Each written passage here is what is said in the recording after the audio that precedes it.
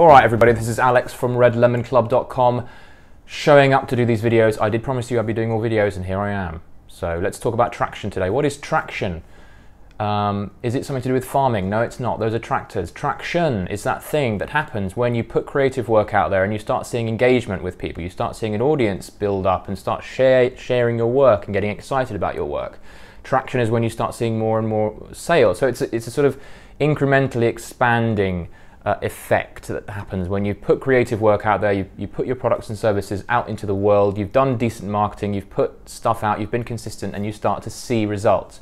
You start to see more engagement, you start to see more comments, you start to see more people liking your stuff, you start to see traction. That's traction. How do we get it? And why is it so difficult, seemingly? I've got a lot of people that I know, and I've been through this many times, that phenomena of putting loads and loads of work out and then seeing, you know, two of your best mates continually liking the same videos, the same podcasts, the same output that you put out. And it's frustrating, yes, I know, and it can make you just want to run away and live in a cabin for the rest of your life. But we don't want that. We want to get traction. So I'm going to give to you 3 of my top tips, my top ideas, the 3 things that I've learnt over the last more than a decade of working as an illustrator, as a writer, as a blogger, as a content creator, as an Instagrammer, as a tweeter, all the things that I've learnt, and I've sort of filtered those down into the top 3 things that I think contribute the most to building traction and finally getting that tribe of people responding with the enthusiasm that you're looking for. So let's start with number 1. The first one is continually improving. You've got to continually make your work better with everything that you put out. So whether you're doing blog posts, whether you're doing podcasts, whether you're putting out new videos, you've got to think about, how can I be 1% better in any way for this particular piece of content, or this product, or this engagement with a client, or this email that I send out. How can I make this 1% or 0.5% or 1/4% better?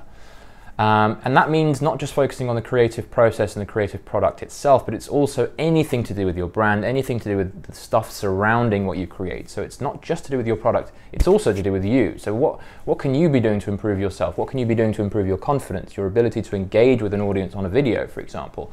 I know that hopefully 100 videos from now, theoretically, if I've been doing this, the improvement will have been 100%. That's the strategy that I'm going for. So continual improvement. I see so many people putting stuff out day after day after day, doing, you know, following that mantra of, you know, be consistent, show up every day, do the work, put stuff out, but they keep creating the same kind of stuff. They keep butting their heads against a wall, and it's so sad to see because they haven't adopted that idea of improvement. So continual improvement is the key thing here. That's one of the 3 legs that I want to talk to you about with regards to traction. Continually improving your brand, continually improving the way you emotionally connect with people. That's a big one. The way you tell stories, and make use of research. Start to take an interest in your competition, in the frontier that surrounds you in terms of other people that are doing similar work. Take an interest in other creatives that you aspire to and see what they're doing right. Build on what's working that's already out there in the market. Make it your own and learn from around you. Learn like a beast. Absorb as much as you can about stuff that pertain to what you do, and just be an absolute maniac at getting better. Don't butt your head against the wall. Don't allow your stuff to just sort of peter out, stagnate and die, because you will as well. Your creativity is going to die if you don't see the results that you deserve through all the work that you're putting out there. So continually improve, 1% every time. The next big piece of gaining traction that I would suggest you consider is, what is it? I've forgotten already. Yes, this is it. I mentioned it already in passing. It's about the consistency, but I'd like to take that up a notch and talk about aggressive consistency. A lot of people find consistency alone difficult enough, but what I'm talking about here is aggressive consistency. I'm not talking about going out there and beating your chest and punching people in the face. I'm talking about being extroverted and driven and really pushing content out, because that, I find, generates this additional energy. For some reason, there's momentum that is attached to being actively consistent. So it's about really taking consistency seriously, but then sort of 10xing that and pushing out as much as you can. This, of course, requires you to put more energy and time and focus into that thing that you are trying to be consistent with. You've got to think long and hard about what you're going to make a decision on. You cannot spend your time on 10 different things, putting sort of 10% here, 10% over there. You've got to go 80% plus into one thing that you're going to be aggressively consistent with, because that's what's going to lead to results. This is what's going to lead to wins, small wins. Just getting the stuff out there is a win in itself, and that will motivate you. But also, you'll see little successes. You'll start to see the accumulation of output lead to interesting things, and that's going to motivate you further. So be, powerfully, aggressively consistent, and I really mean that. There's power to that.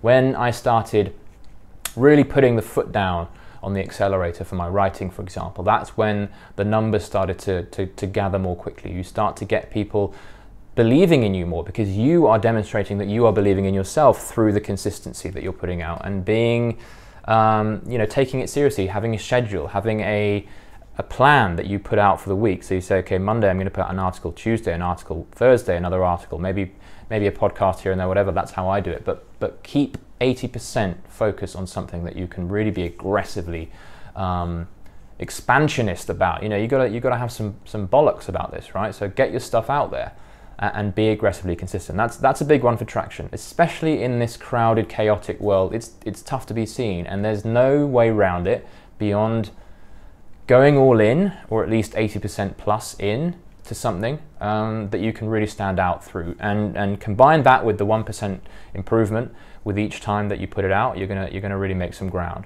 But we're not even there yet. So let's talk about the third aspect of traction and what can take you there. For me, that's having a big foundation upon which you are building your expectations, if that makes sense. You want to make sure that you have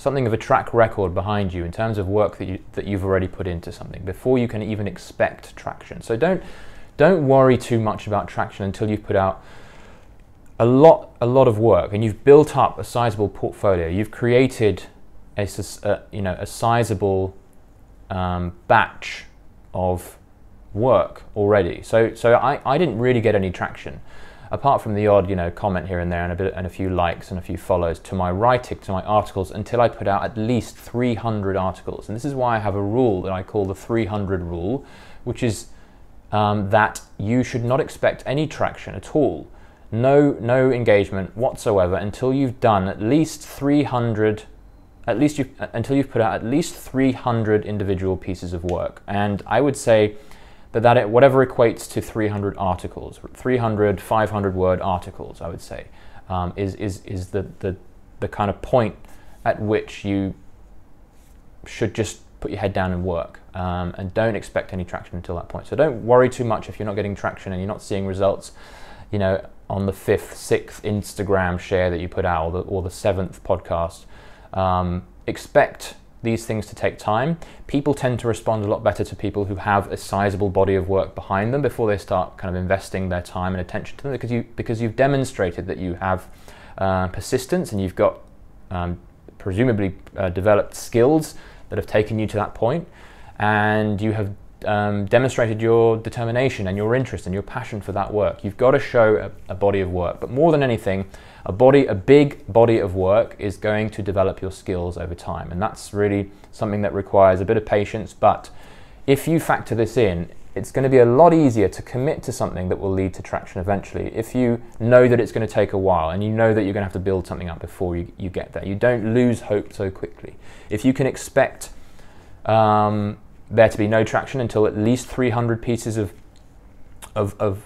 work, of output, or at least in terms of 300 articles, so whatever the equivalent is for your creative field, then you're gonna have a bit more faith, and that tends to instill a bit more energy into the process, and it really helps keep you moving and do what it takes to get to that level of traction. But more than anything else, have patience, put a lot of energy into it, have persistence, have courage, be consistent as hell, and the rewards will come. Hope that helped, guys. Make sure you subscribe, make sure you like, make sure you share this video with anyone that you think would find it useful.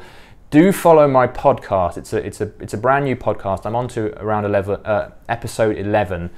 but it may be well beyond that by the time you watch this. So go to the Red Lemon Show. Red Lemon Show.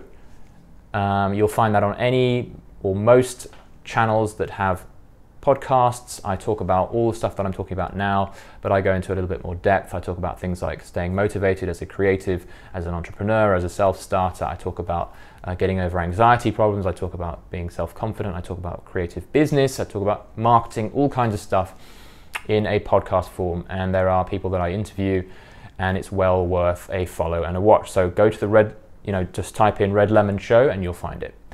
See you in the next video, guys.